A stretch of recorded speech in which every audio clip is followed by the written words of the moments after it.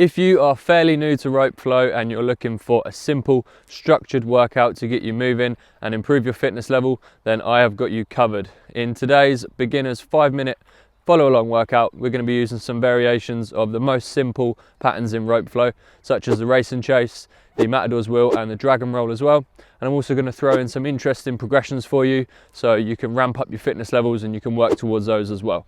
Let's get right into it, guys.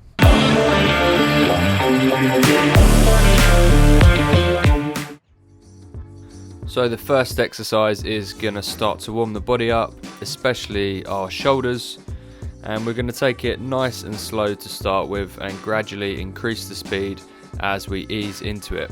So to perform this one, you're just going to drag the rope across the front of your body, and then as you bring your hand up to your head, keep your elbow bent and point it towards the sky as high as you can. As the rope passes behind your head, begin to turn your body and then carry the momentum on down towards the ground and behind the body before turning back the other way to start the next rep. Same exercise on the other side. Again, remember to ease the shoulder into it as we don't want to place too much demand on the shoulder at this stage. And as you can see, I'm just turning my body as the rope passes behind my head and then back again to send the rope across my body.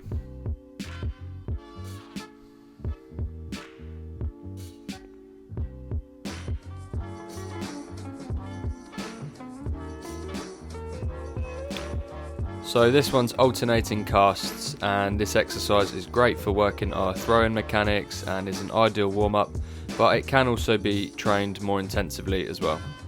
So this one's like the previous exercise in reverse essentially. This time we're going to load up for a throw by sending the rope behind our head and turning away to create a sort of elastic recoil, and then carry the rope's momentum on by throwing the rope across to the other side of your body as you turn into the throw. So this one is the race and chase, which is a fairly straightforward exercise.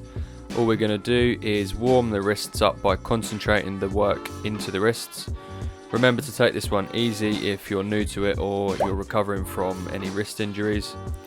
As you can see, I'm also playing about with my footwork by swapping my lead leg. This exercise is brilliant to perform for a few minutes daily to strengthen your wrists over time.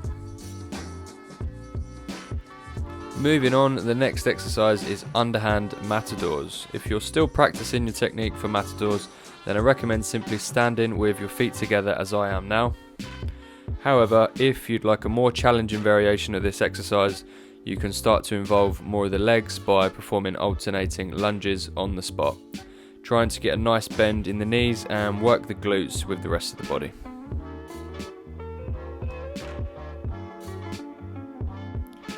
So similar to the last exercise with the overhand matadors, you can keep your feet together if you're still perfecting your technique.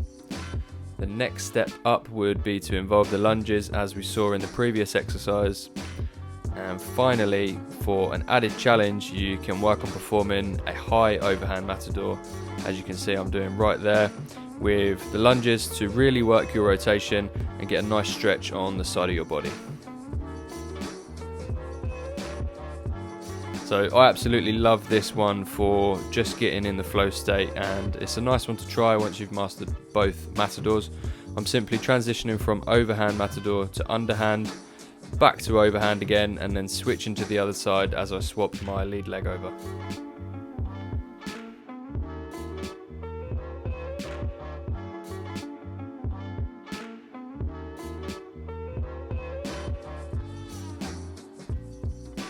This next one's going to be the good old dragon roll. Now this one is just going to be for 15 seconds on each side to warm up for the following exercises. Make sure you're rotating your body correctly and of course keeping good posture as well. If you wanted a few pointers on what to look for when it comes to posture in rope flow, I talk about this in my video about beginners tips. So make sure to also give that a watch for some helpful pointers. The next exercise is building on from the dragon roll, and it just involves sending the rope across the other side of the body and then returning it to load up for another dragon roll. As you can see here, I'm doing a slight variation which mimics a tennis serve, hence the name ace. You should feel a nice stretch across the front of your body as you load up for the throw.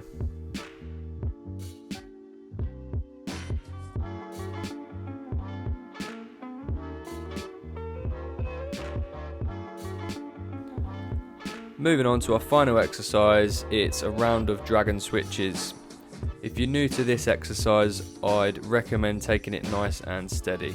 To perform it, you're just going to hop and turn your body 180 degrees and then perform a dragon roll on the other side.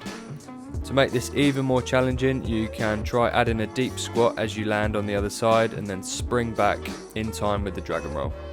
If you find this exercise is too difficult, then you can just simply keep practicing dragon rolls or aces, as these exercises will help you to get the mechanics down for the dragon switches. And of course you can repeat this workout for as many rounds as you like to get yourself a good workout in, but it does also make a nice little warm up before any kind of sport.